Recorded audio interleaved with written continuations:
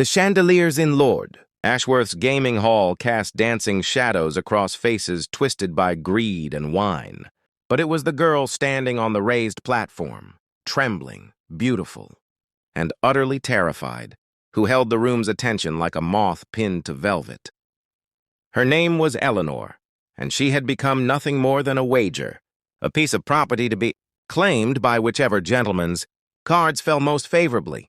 I watched from the doorway, my hands clenched so tightly my signet ring cut into my palm.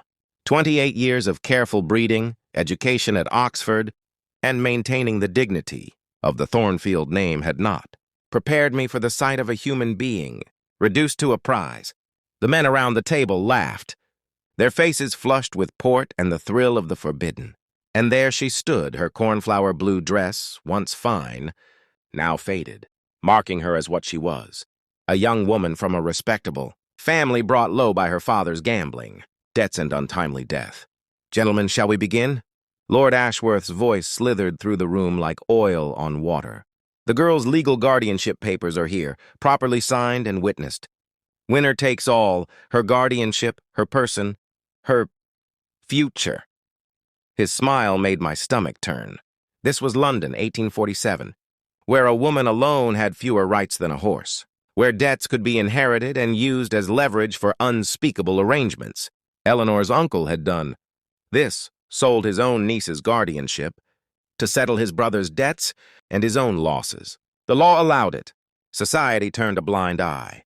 And I, Alexander Thornfield, Duke of Rothshire, had rushed here the moment my solicitor brought me word of this abomination. 5 men sat at the table. Baron Wellesley, whose cruelty to servants was legendary. Sir Marcus Pemberton, who'd left 2 mistresses destitute. Lord Ashworth himself, the orchestrator. And 2 others whose reputations were no better. They laid down their opening bets with the casual indifference of men wagering on fighting dogs. I should have announced myself immediately, should have stopped this before cards were dealt. But something made me wait, made me witness. Perhaps I needed to see how far good men, or men who called themselves gentlemen, would fall when no one was watching. £20, Wellesley said, tossing coins that clinked obscenely loud. 50, countered Pemberton.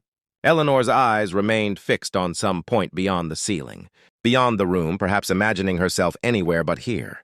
I saw her throat work as she swallowed, saw the nearly imperceptible tremor in her hands, clasped so tightly before her.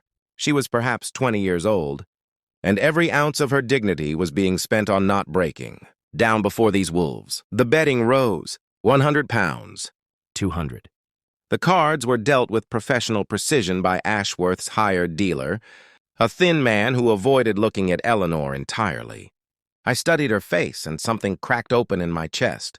She wasn't looking at the man with hatred or fear alone. There was resignation there, and something worse, the knowledge that she had no power, no voice, no escape. She had accepted that her life would be decided by the turn of cards, held by men who saw her as property. My father had taught me that privilege was responsibility, that power without compassion was tyranny, that the measure of a man wasn't in his title or wealth, but in how he treated those who could do nothing for him in return. Looking at Eleanor, I knew what I had to do, what I should have done the moment I entered. I stepped forward into the light.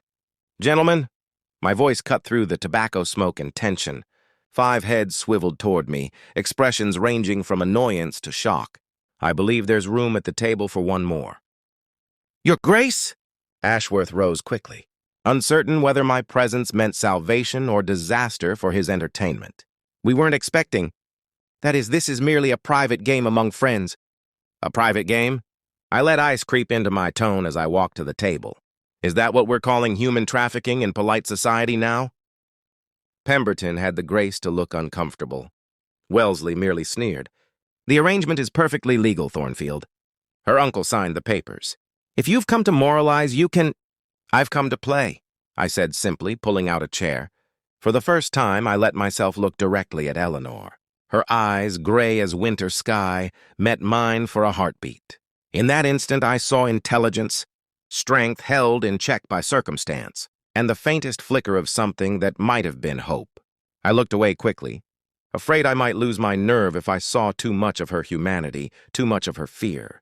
"What are you betting, Rothschild?" Ashworth asked carefully. He knew my fortune exceeded everyone else's at the table combined. But there were protocols even in depravity. I reached into my coat and withdrew the leather portfolio my solicitor had prepared.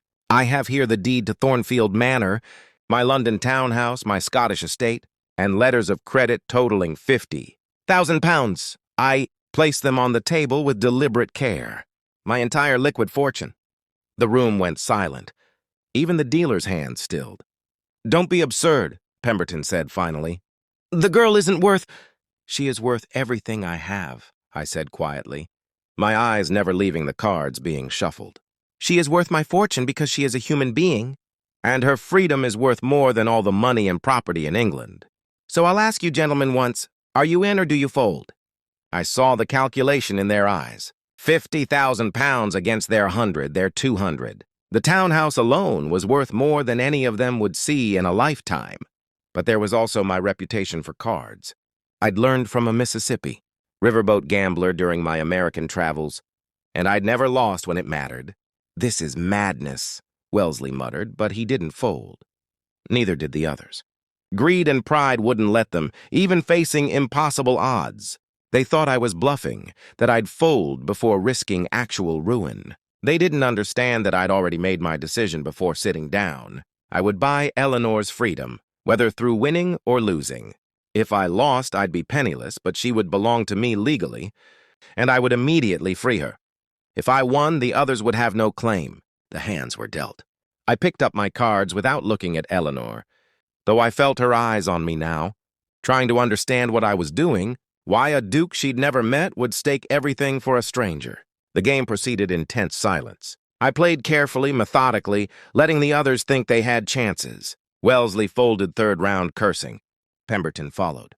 Ashworth's confidence wavered as his cards betrayed him. By the final hand, only I remained against a Lord Hastings, the quietest of the group. "Show your hand," the dealer said. Hastings laid down 3 queens. A strong hand. He smiled.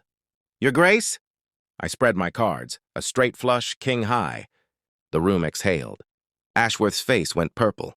You couldn't have—" But I did. I gathered the guardianship papers from the table's center, where they'd sat like a coiled snake. "These belong to me now by the very rules you established. Witnessed and legal." I stood tucking the papers into my coat. Then finally, I turned to face Eleanor fully. She was crying silently, tears streaming down her face, her hand pressed to her mouth.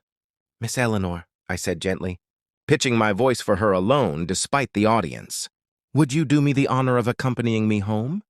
You're free now. These papers will be destroyed the moment we reach my solicitor.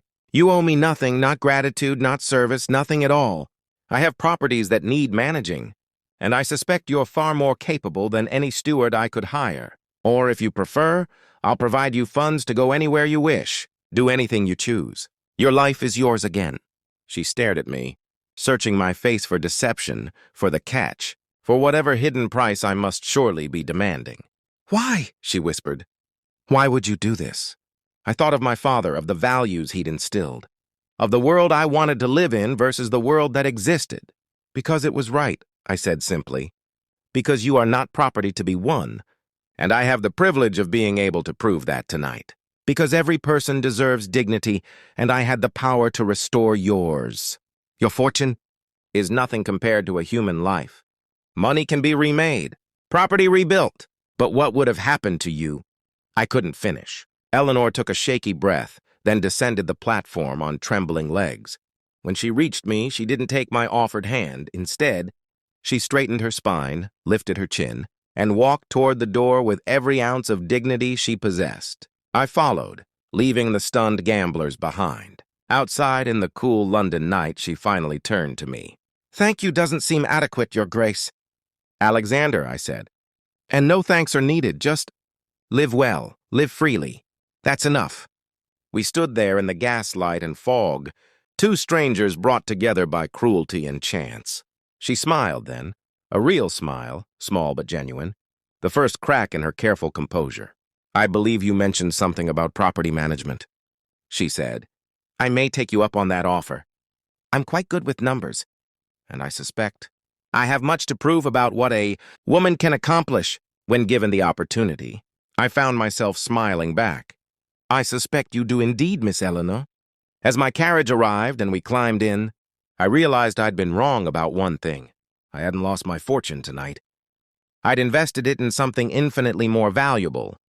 The chance for one person to reclaim her life, her dignity, her future. And perhaps in doing so, I'd reclaimed something of my own humanity, too. The cards had fallen as they would. But the real game, the one that mattered, had been won the moment I chose kindness over silence, action over complicity, humanity over law. She was never a prize to be won. She was always meant to be free,